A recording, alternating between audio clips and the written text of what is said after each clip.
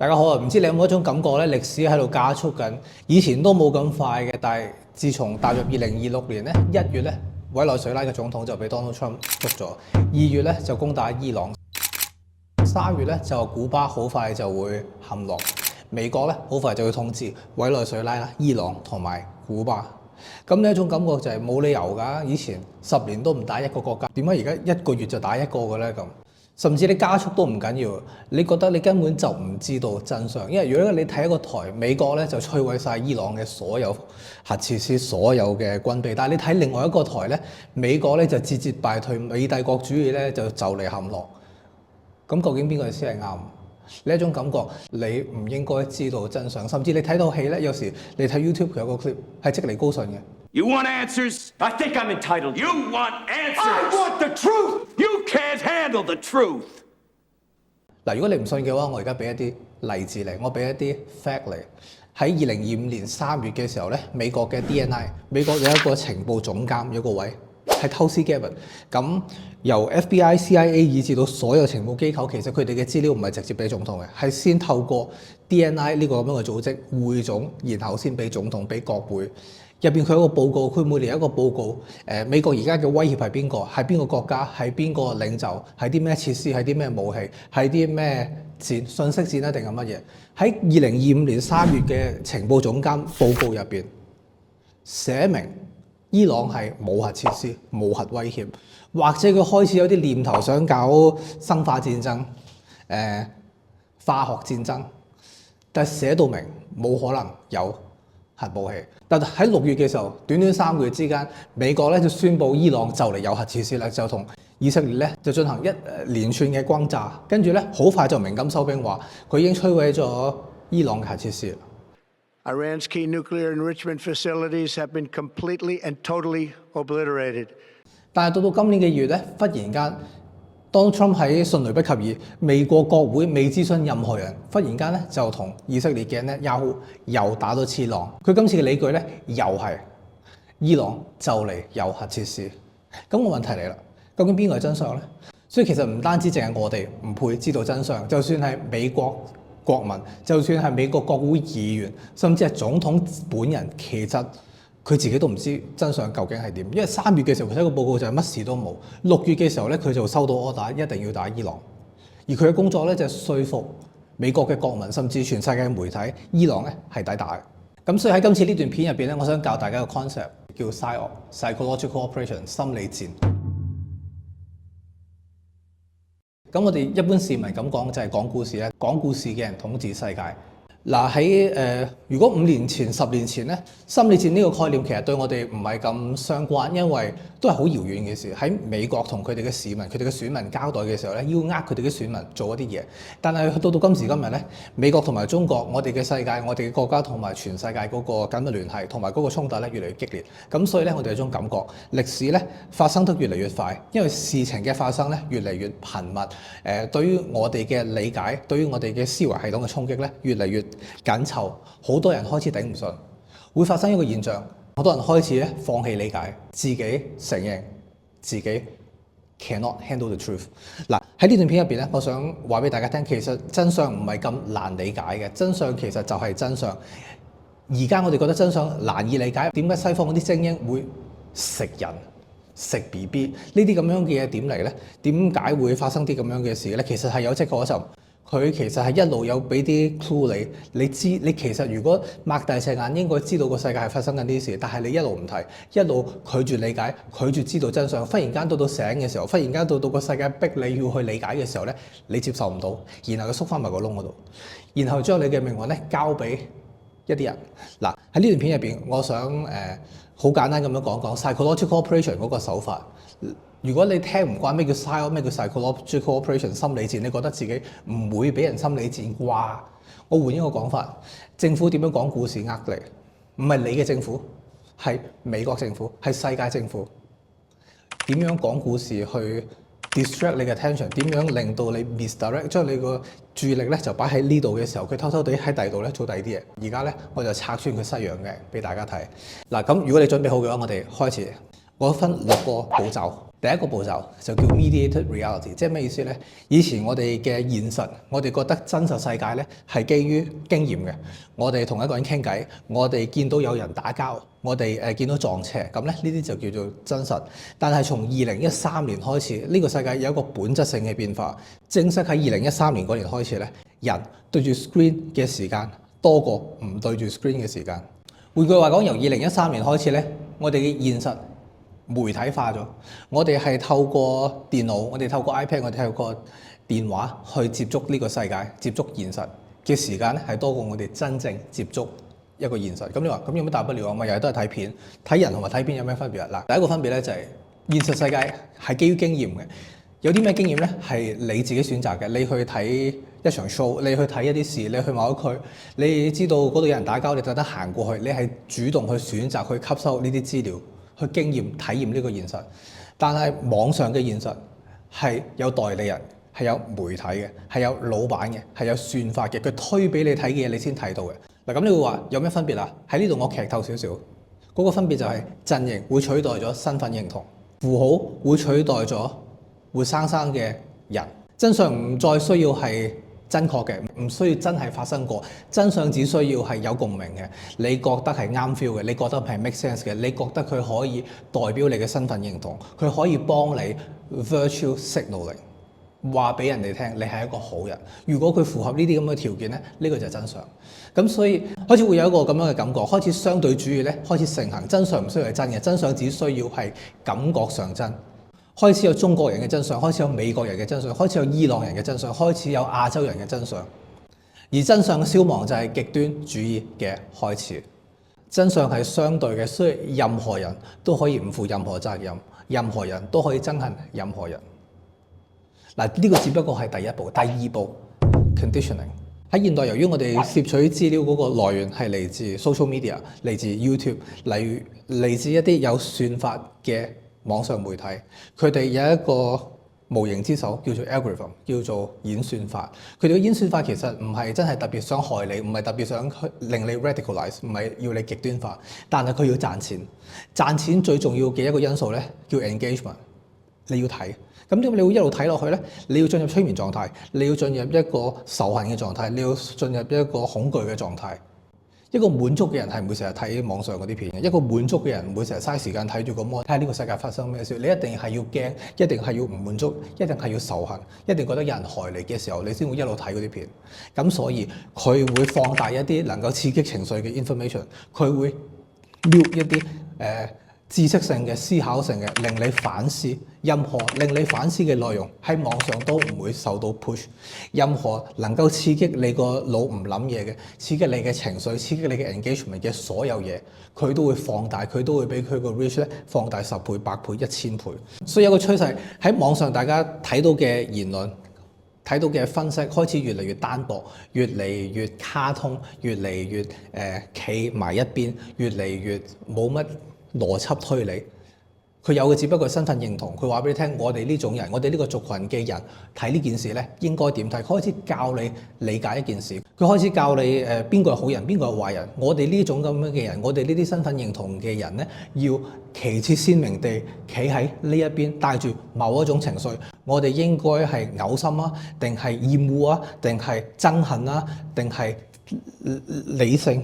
只要一個人喺網上高做到呢件事咧，佢就會被演算法推得好遠，所以大家開始發表一啲預期人哋會 like 嘅 content， 大家開始會 push 一啲會拍一啲片，而嗰啲片咧係為咗被演算法推得更遠嘅。開始估 YouTube 中意啲乜嘢，開始估小紅書中意啲乜嘢，開始估如果背後有一隻手，佢呢隻手會想聽啲乜嘢。大家開始唔係發表自己嘅意見，唔係發表自己嘅感受，而係發表一啲覺得演算法會中意嘅感受。但係當你內心嘅感受同埋你講出嚟嘅言行不一致嘅時候咧 ，NLP 有一個名叫做 incongruent， 而 incongruent 咧就係抑鬱症嘅開始。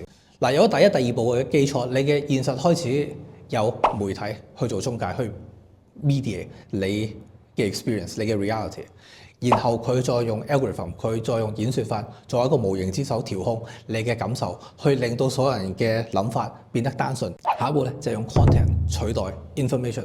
嗱，咁你可能都仲會問，咁有咩咁大不了咧？有咩咁分別咧？咪又係都係嗰啲影像，咪又都係嗰啲聲，咪又係都係有人講啲嘢俾我聽。點解有咁大嘅分別啊？Information 佢刺激佢 target 嗰個部位咧係 prefrontal cortex 係批判思考，佢話俾你聽有啲咁嘅因素，呢度有啲咁嘅因素，你自己揀啦，你自己分析啦。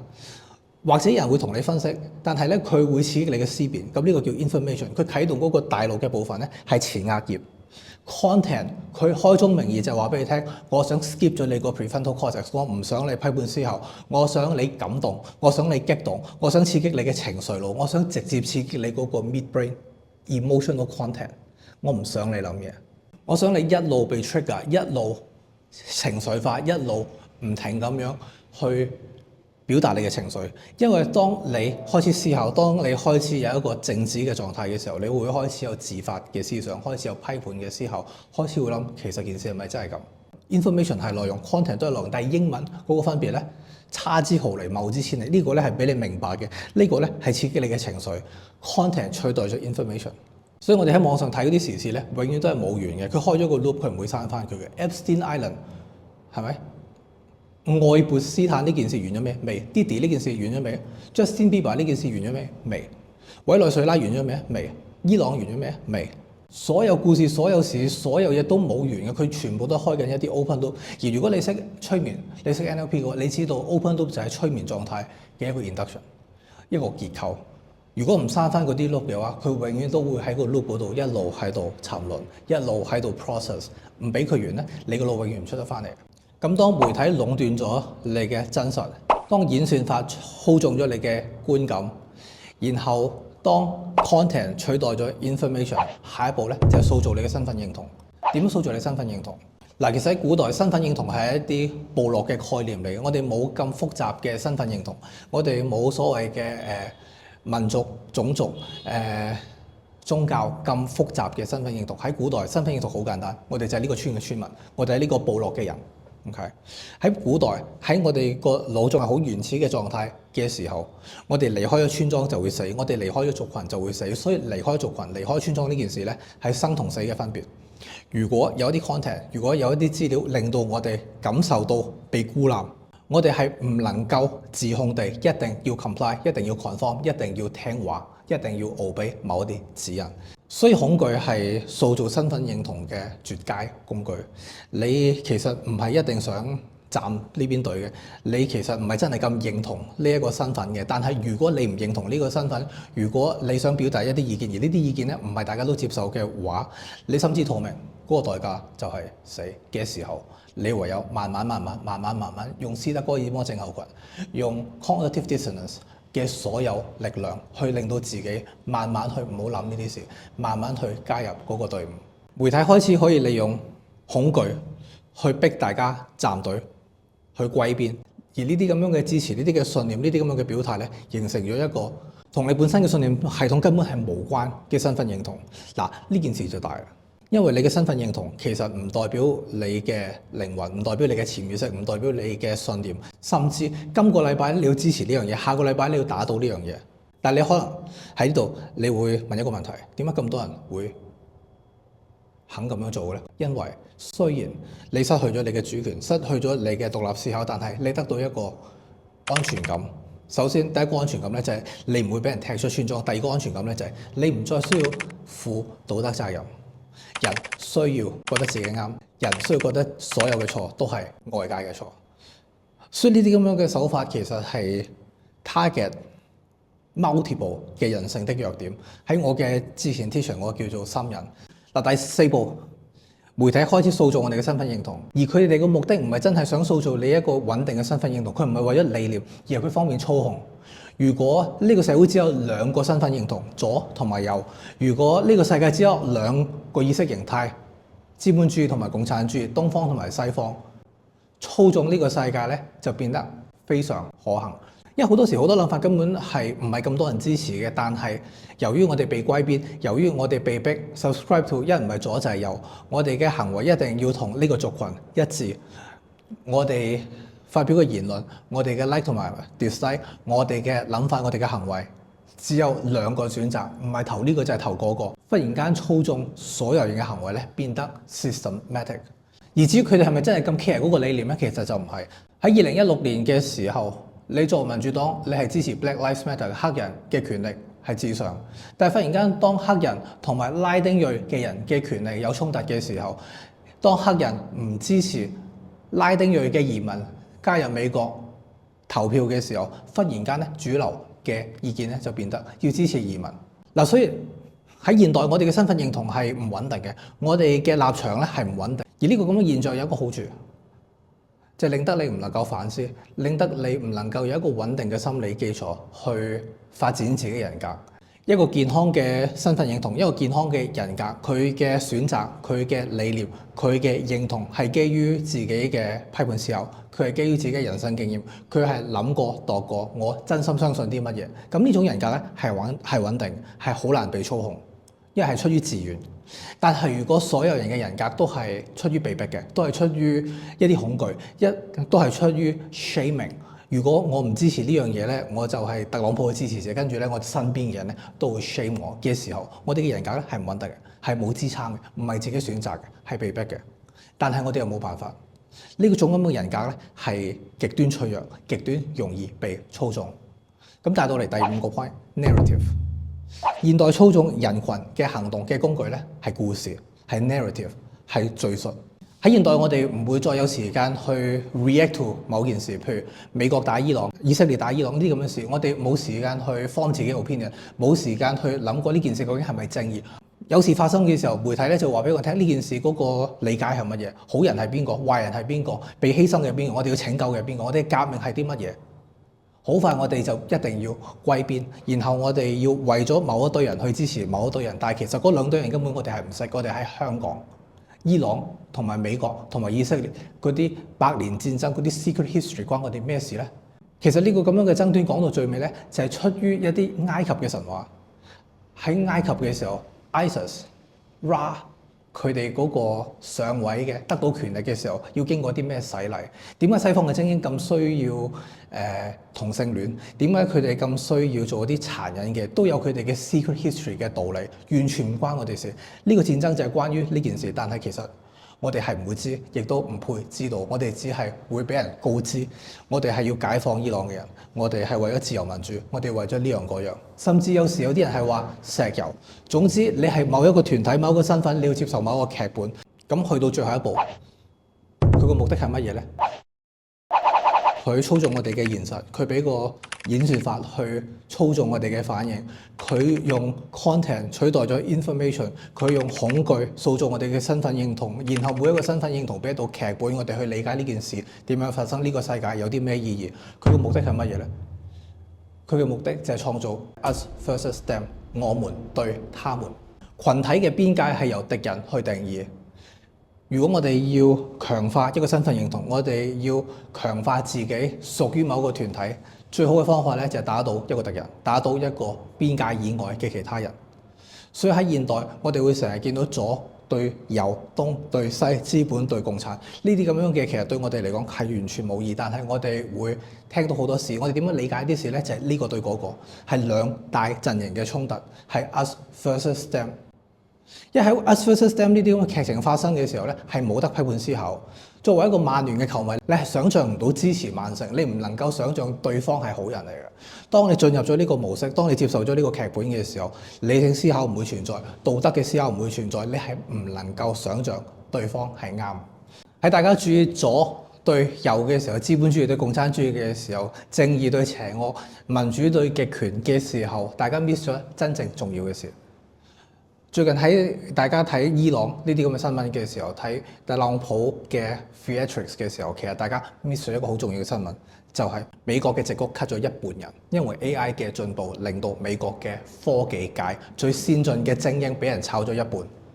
大家冇睇嘅新聞就係美國搞掂伊朗、搞掂委內瑞拉、搞掂古巴，背後嗰個重要性係乜嘢咧？忽然間美國擁有石油行業嘅上中下游，由輕油到重油，成條線咧，忽然間都係美國統治，所以全世界嘅能源嘅定價權，所以全世界嘅物流、航運、保險、呢啲咁嘅行業忽然間咧都喺美國嘅手，咁對於我哋嘅生活有咩影響咧？呢啲嘢冇人討論過，淨係講啊邊個啱啊，解放邊個贏啊，邊個輸啊，邊個死咗？呢啲完全係唔關我哋事，我哋 miss 咗重要嘅嘢。而 psychological operation 講故事統治世界呢個手法，佢真正嘅目的咧就係玩魔術。等將你嘅注意力 distract 去一啲唔關你事嘅地方，然後喺關你事嘅地方忽然間做一啲越權嘅，佢冇權做嘅，但係你根本就唔 care，你根本就冇理，然後你拱手相讓你嘅權利，然後忽然間咧就投訴，呢個世界點解變得咁邪惡㗎？點解我哋嘅人生變得咁痛苦啊、咁困難㗎？點解以前係快樂好多，而家越嚟越唔快樂？但係其實所有嘢都係有原因，所以喺呢個咁樣嘅時勢，喺呢個年代，喺今年2026年，理解 PSYOP 呢件事，理解權力點樣操縱民眾嘅視覺嘅 frame 嘅理解嘅故事嘅意義，忽然間呢件事咧變得好重要。如果唔係咧，你會忽然間一覺醒來咧冇一份工，你會忽然間一覺醒來咧發現呢個世界變得好緊要，發現你以為好重要、好有價值嘅技術，忽然間完全唔重要。忽然間你冇容身之所，忽然間你會發覺你嘅身份認同都係假嘅。忽然間你會發覺你愛某個團體，但某個團體唔愛你。呢件事有實際嘅意義，呢件事有投資上嘅意義，呢件事亦都有思想上、哲學上嘅意義。如果你嘅心靈唔夠強，如果你嘅心理結構唔夠穩定，你係好難度過之後10年，因為時間時代大家都知變得越嚟越快，歷史發生嘅速度嘅頻率越嚟越高。喺呢個咁樣嘅年代，你唯有獨立思考，你唯有用自己嘅開始建構一個模型去理解呢個世界。如果唔係，你會無所適從；如果唔係，你會俾人牽住鼻子走；如果唔係，你會加入咗啲你唔想加入嘅嘢，信咗啲你唔想相信嘅嘢，然後。所以今年我想喺 Bad Academy 入邊做一件事，就係傳授一個技能或者一套思想體系，叫 predictive knowledge。因為如果你明白思考方法嘅話，如果你知道咩叫科學方法，唔係相信科學，而係科學方法，你知道科學嘅價值係驗證。如果你覺得自己有啲乜嘢知識，如果你覺得自己知道啲乜嘢，你相信啲乜嘢，你有一個責任去驗證。不能夠被驗證嘅嘢就係神學，不能夠被驗證嘅嘢咧就係 propaganda。你喺呢個時代需要有一個意識，獨立思考，然後將自己所認知嘅世界去測試下 predictive knowledge。如果你對呢個世界嘅理解唔能夠預測世事，如果你對呢個世界嘅理解咧，往往都係錯嘅。唔會打伊朗，唔會打伊朗，唔會打伊朗，然後打咗伊朗，打6個禮拜嘅啫，打6日嘅啫，打4日嘅啫，然後打咗4年。如果你永遠對呢個世界嘅理解都係錯嘅，你可能要問一問自己，其實你係咪一個 psychological operation 嘅犧牲品？你係咪一啲被灌輸身份認同、灌輸故事嘅一啲人？大家開始要主動用個腦諗下，究竟我知道嘅嘢係咪真嘅咧？然後開始建構一個架構，然後開始用時事去測試呢個架構。你唔好話投資，至少你可以喺呢個時代入邊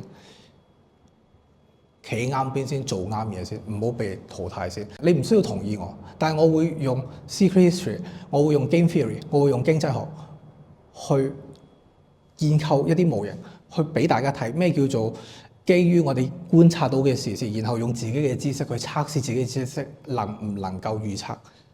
我會有一個 webinar， 我會有一系列嘅資料去開始示範俾大家睇咩叫做 predictive knowledge。今個月我會有一個 webinar 嘅主題叫 psychological operation， 示範俾大家睇咩叫 predictive knowledge。